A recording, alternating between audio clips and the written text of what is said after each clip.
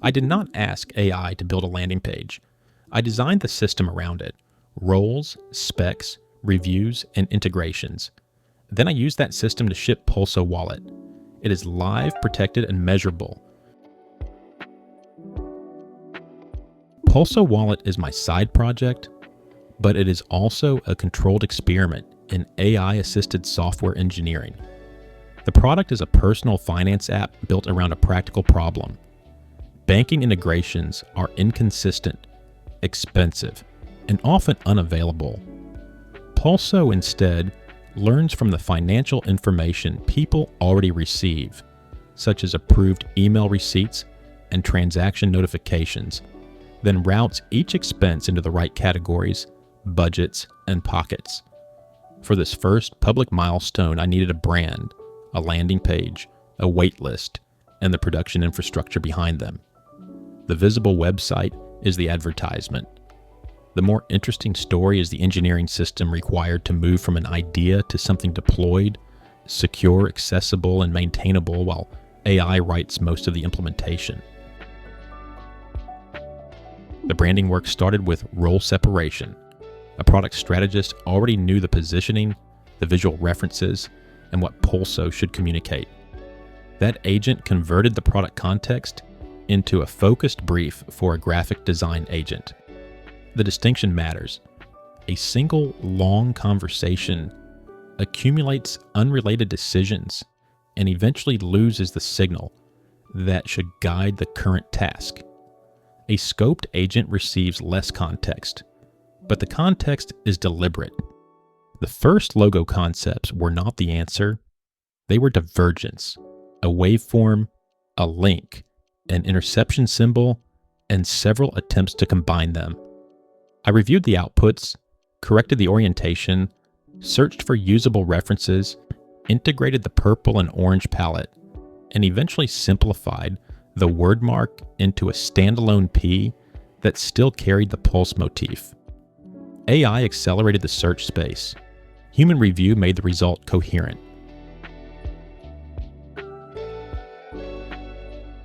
I reused the same handoff for the landing page. The product strategist defined each section in the global design system: graphite backgrounds, frosted surfaces, purple for intelligence, orange for detection and emphasis, and a clear waitlist conversion path. The generated mockups were useful because a broad composition can tolerate interpretation. Detailed standalone assets were less reliable. Transparent backgrounds arrived with checkerboard pixels baked into the image, and small interface elements often looked better when rebuilt as SVG, HTML, and CSS. In the final page, I kept only 2 generated images. The rest became code. That is a recurring pattern in AI design work. Use generation to establish direction, hierarchy, and atmosphere. Then choose the implementation medium that gives you control. A mockup is evidence of intent. It is not yet a maintainable system.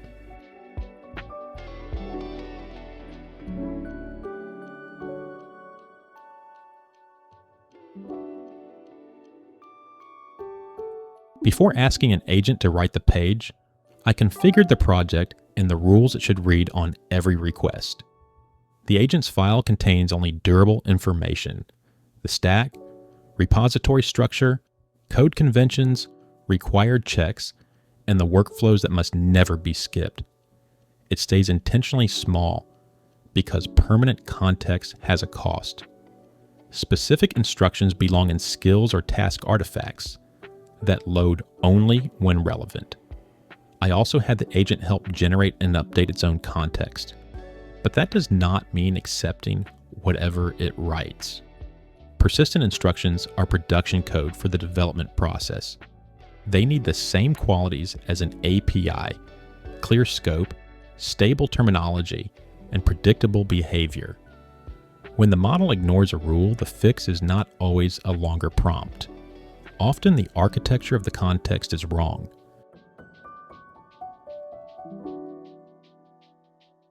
For planning, I installed OpenSpec and used a spec-driven development workflow. Instead of jumping from a mockup directly into code, the agent produced a proposal, design decisions, behavioral specifications, and an implementation task list. Those files let me review the plan before the expensive part begins. They also transfer context out of the chat and into version project artifacts. That matters because conversations get compressed, tools change, and a new implementation session should not inherit every discarded idea from the planning session. Specifications act like test cases written in natural language. During implementation, they guide behavior. Afterward, they remain as product and technical documentation. I use the strongest reasoning model for this stage because this is where edge cases, trade-offs, and missing requirements are cheapest to discover. Once the artifacts are approved, a more economical model can focus on execution instead of redesigning the plan while it writes code.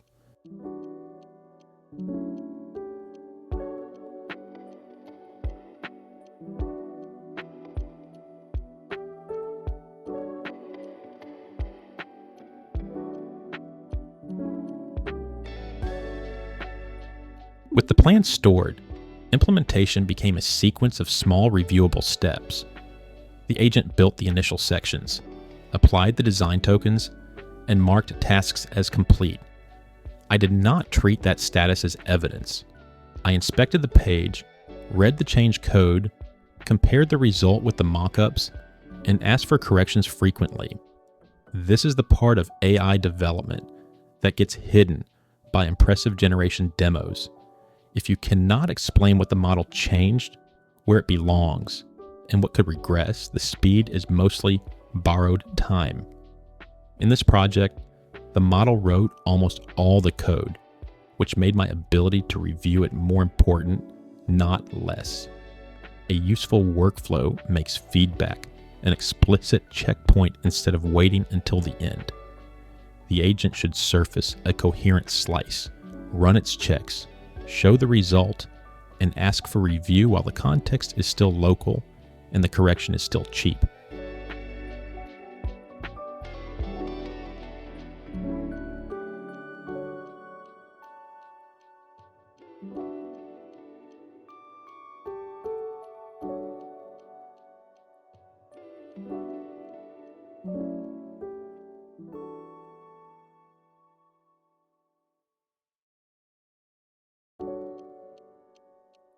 The most productive implementation loop used the model's visual understanding directly.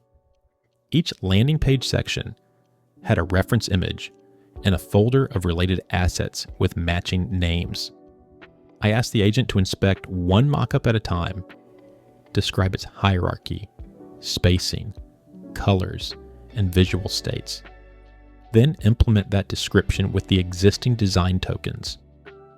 When a cloud drive integration did not expose the images reliably, I changed the route and used the local read file tool. That small detail is a useful lesson. Agents need explicit paths between systems. A capability only matters when the model can invoke it predictably. After each pass, browser control let the agent inspect the actual page at desktop and mobile sizes. That closes the loop between intent and rendered evidence instead of letting the model declare success based only on the code it just wrote.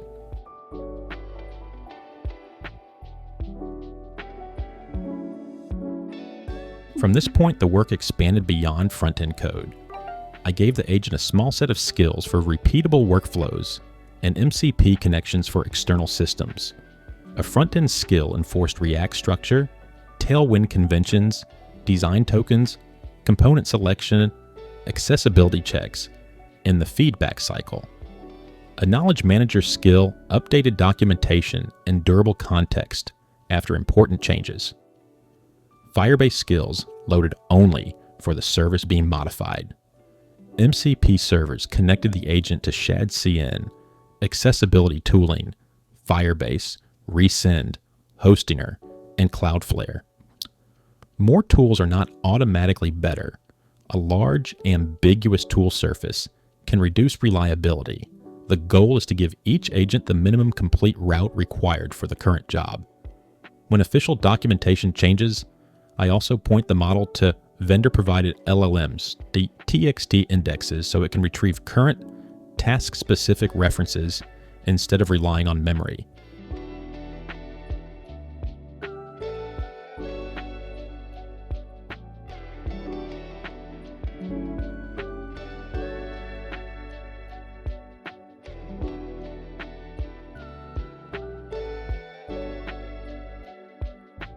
The landing page needed a real backend path, not a decorative email form. I installed the Firebase integration, used current service documentation, created the project and Firestore database, then designed the waitlist response before implementing it. That sequence forced product and technical decisions into the open. Which data to store, how to validate submissions, which events matter for analytics, what the confirmation email should promise, and how the system should fail. Resend handled the message delivery. Firebase handled hosting and persistence. The security section explained a more important product requirement. Pulso should not read a general inbox. Email access must be constrained to senders the user explicitly approves.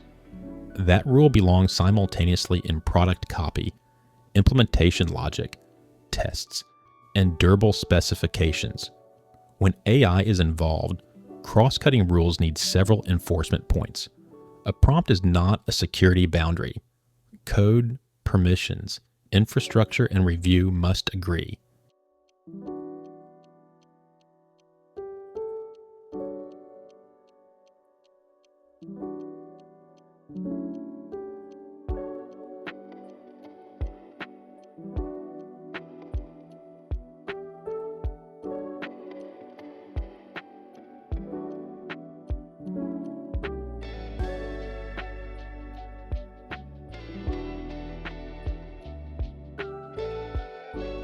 Deployment connected another chain of systems.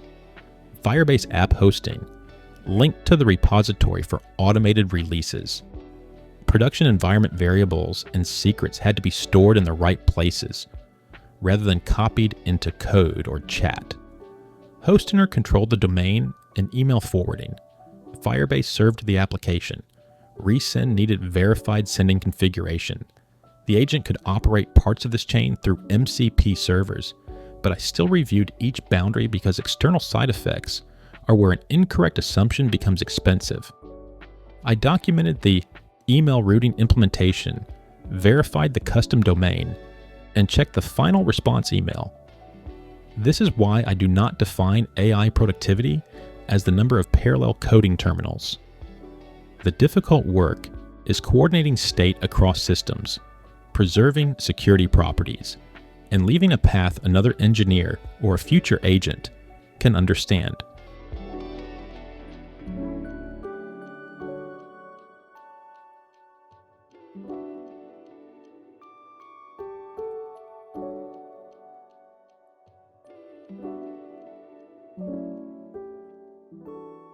After launch, the landing page started receiving thousands of automated requests for WordPress paths that did not exist. The responses were harmless, but every request still consumed hosted resources. This is the kind of cross-cutting production issue that a page mockup will never reveal. I inspected the logs, identified the bot pattern, selected Cloudflare as the control point, connected the domain through Hostioner, enabled bot protection, and created custom rules for the abusive paths. I used the Cloudflare MCP where it reduced manual work, then tested the protection, and compared the traffic afterward. The reduction was visible. The important lesson is not that an agent configured a dashboard. It is that software engineering includes cost control, observability, DNS, threat assumptions, and validating that a mitigation changed real behavior.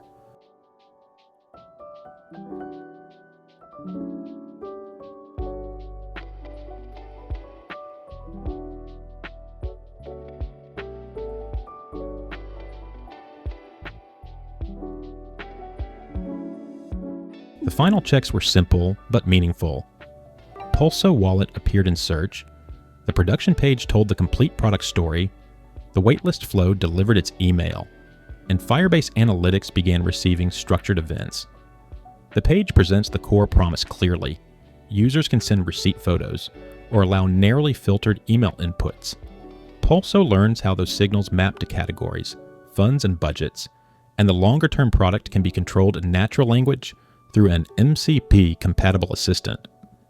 This is still an early landing page, and I already see design and motion that I want to improve. But it is a real deployed slice with conversion, security rules, observability, and operational protections. That distinction is the entire point of the experiment.